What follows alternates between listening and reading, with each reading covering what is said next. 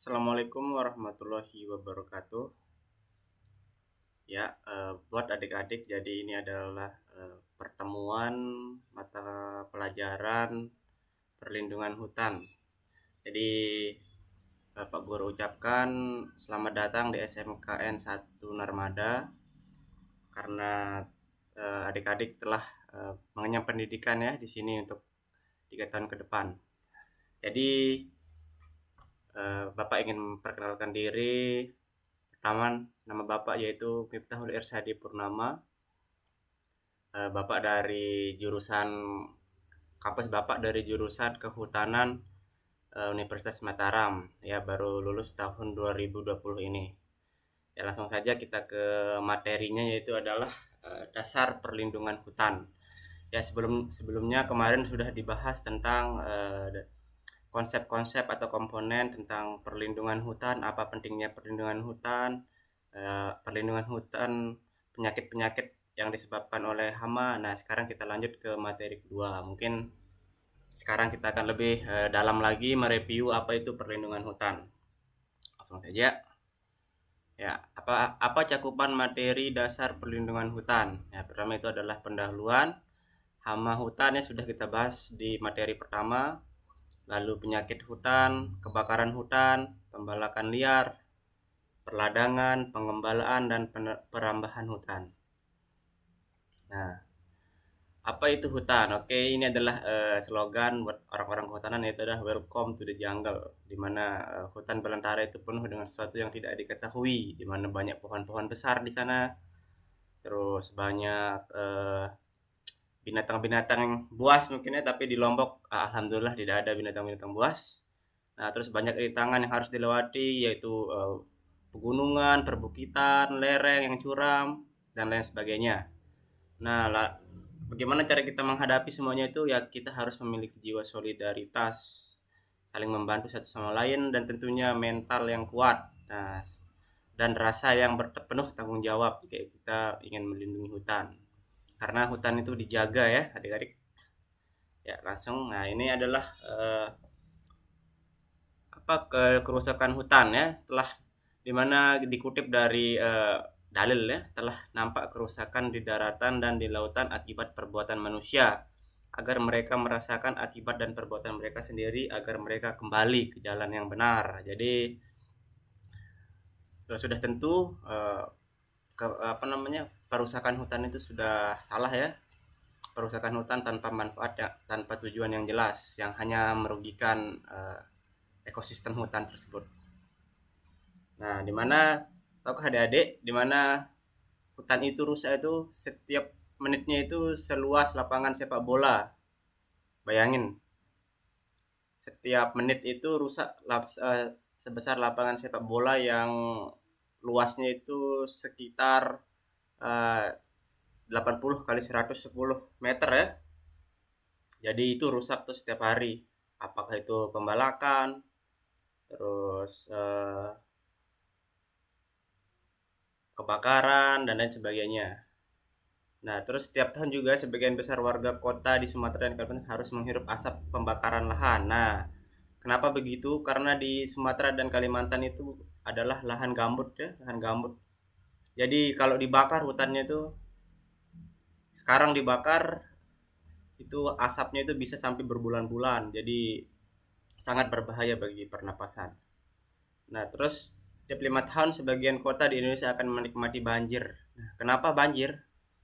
Karena hutan itu adalah penyangga bagi ekosistem di bawahnya, adik-adik, di mana hutan itu yang menyerap air ke dalam tanah. Nah, jika di hutan itu gundul atau tidak ada vegetasi di atasnya, maka air hujan itu akan langsung turun ke bawahnya, yaitu ke perkotaan yang akan menyebabkan banjir bandang. Nah, ya kita bisa lihat contoh kasus pada di Bima itu ya, di Bima itu tahun 2020, tahun 2017 itu terjadi banjir bandang. Kenapa terjadi? Karena hutan di atasnya itu sudah habis dikonversi menjadi lahan pertanian. Nah, terus banyak juga satwa yang punah, di mana ada harimau Jawa yang sudah punah ya, harimau Jawa, terus harimau Sumatera yang sudah langka dan semakin jarang, gajah dan lain-lain. dan tentunya juga nanti satwa-satwa liar akan masuk ke pemukiman warga untuk yang mengganggu kenyamanan. Itu semua karena kerusakan yang diperbuat oleh manusia.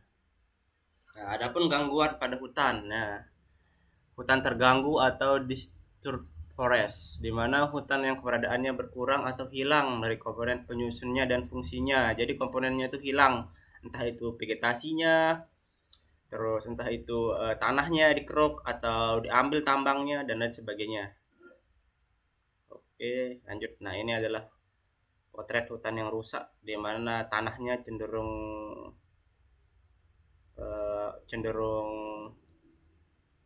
tidak bervegetasi ya, karena tidak ada tanaman di sini dan tanamannya pun banyak semak belukar. Bisa dipastikan ini adalah kawasan hutan yang rusak. Nah, ini adalah contoh kawasan yang masih lestari, di mana di pinggiran sungai masih terdapat pohon-pohon besar dan airnya juga masih jernih. Nah, satu indikator kalau hutan rusak itu adalah air air sungainya itu keruh karena terjadi erosi terhadap tanah, di mana lumpur-lumpur itu terbawa oleh air hujan, jadi air sungainya itu keruh. Nah, ini adalah potret hutan yang masih lestari. Nah, adapun komponen hutan yaitu ada dua, ya ini seperti pelajaran biologi ya, yaitu adalah biotik dan abiotik. Di mana biotik itu adalah yang makhluk hidup yang tumbuh atau yang memiliki bisa makan, bisa minum, fotosintesis dan lain-lain. Apa contohnya? Seperti pohon, satwa dan manusia. Abiotik. Nah, abiotik ini adalah komponen yang tidak hidup atau komponen mati ya. Dimana ini bisa seperti batu, terus udara, tanah, nah, dan lain-lainnya. Tapi kedua komponen ini dia saling berinteraksi, di mana interaksinya itu akan membentuk suatu ekosistem. Ekosistem itu bisa seperti hutan, sawah, dan lain-lain. Nah, terus ini fungsi hutan. Banyak sekali fungsi hutan yang bisa kita dapat, tapi ini adalah rangkumannya. Misalkan sebagai akibat interaksi antara komponen abiotik dan biotik. Nah, di mana fungsi yang sudah ternilai ya. Ada dua, yaitu fungsi yang sudah ternilai itu tangible. Seperti kayu, satwa, buruan, penghasilan non kayu seperti rotan, madu, tumbuhan, obat dan lain-lain. Nah, lalu fungsi yang belum ternilai itu adalah fungsi intangible, di mana itu kita tidak bisa menilai fungsi harganya itu, tapi dia itu bermanfaat bagi uh, ekosistem dan manusia. Apa itu yang belum ternilai? Seperti air, iklim, penyerapan karbon, penyimpanan dan penyaluran air, terus perlindungan dari bencana seperti banjir, tsunami, longsor dan lain-lain. Jadi bisa dipastikan hutan itu sangat bermanfaat bagi kehidupan manusia. Nah, apa penyebab gangguan hutan? Yaitu pertama itu adalah bencana alam. Nah, ini adalah faktor alami, gunung meletus, gempa, tsunami, longsor, angin, badai dan lain-lain. Nah, ini adalah faktor alam ya yang tidak bisa kita bendung. Terus ada hama, serangga, mamalia, dan penyakit. Nah, ini hama ini juga adalah faktor bisa dikatakan semi alami dan tidak ya, karena cenderung kalau di hutan alami itu hama cenderung tidak apa namanya, tidak terlalu parah. Nah, hama itu akan cenderung lebih berbahaya daripada hutan yang satu tanaman seperti hutan jati saja, hutan sengon saja, hutan mahoni saja, karena tanamannya cuma satu. Jadi kalau rusak satu ya semuanya rusak. Sedangkan kalau di hutan alam kan banyak terdapat jenis-jenis yang lain. Ya, satu rusak ya belum tentu tanaman lain rusak juga. Seperti itu adik-adik. Nah, ini adalah faktor yang krusial, yaitu kebakaran hutan. Nah, di mana kebakaran hutan ini cenderung lebih banyak terjadi karena akibat manusia. Tapi kebakaran hutan juga dapat terjadi akibat pengaruh alami seperti petir, lahar panas, gesekan kayu, batu bara dan lain-lain. Nah, Tapi yang paling banyak itu terjadi akibat oleh manusia yang mana ingin membuka lahan dengan cara membakar hutan tersebut. Yang tentunya itu sangat merugikan bagi ekosistem itu tersendiri dan juga bagi ekosistem untuk manusia, di mana akan menimbulkan asap yang sangat-sangat pekat ya adik-adik, dan itu juga aktivitas manusia.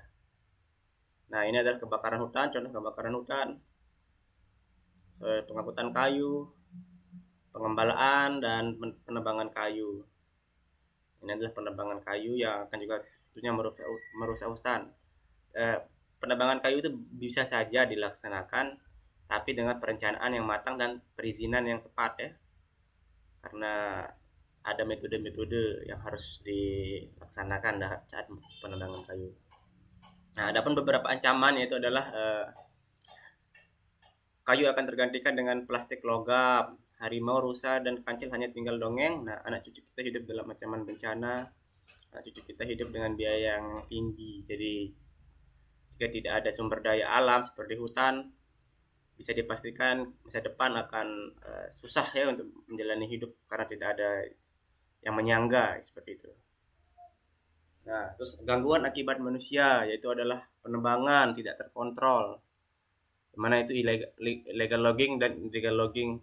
Illegal logging itu juga juga akan merusak hutan, tapi tentunya akan juga dilaksanakan dengan beberapa metode-metode yang tepat agar hutan tetap lestari.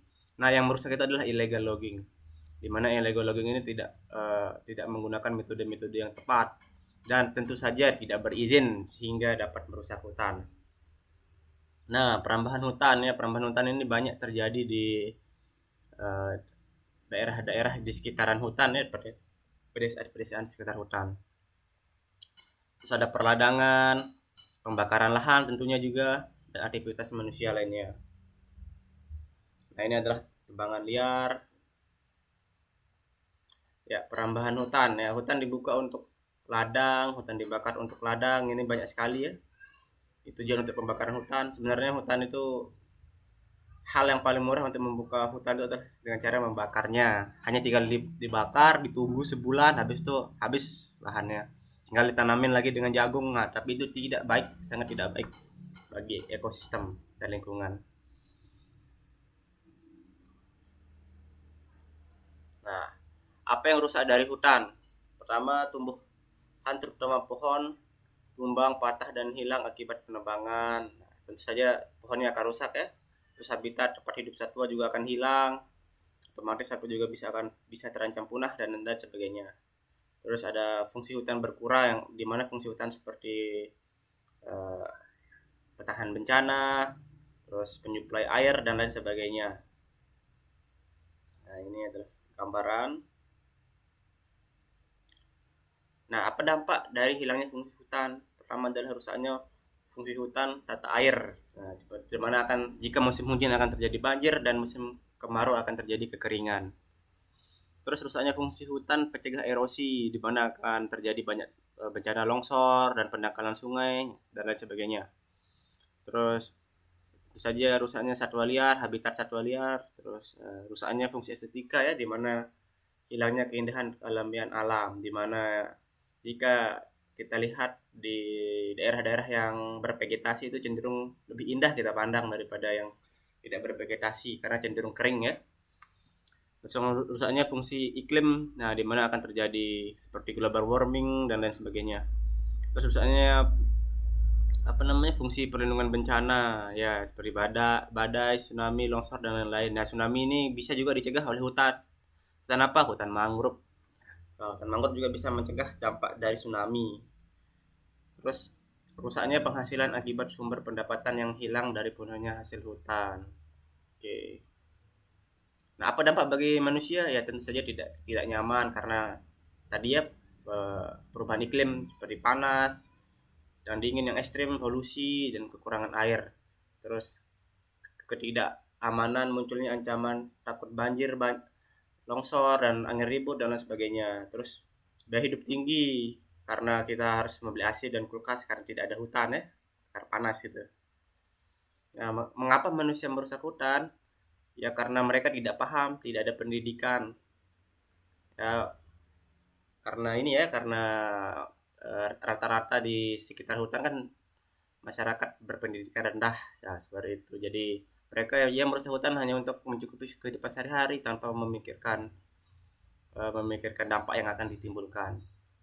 Langsung tidak peduli, terus berpikir pendek, egois dan korupsi. Ya ini korupsi bisa terjadi di pejabat pemerintahan pun bisa merusak hutan. Jadi harus dengan kejujuran juga ya adik-adik.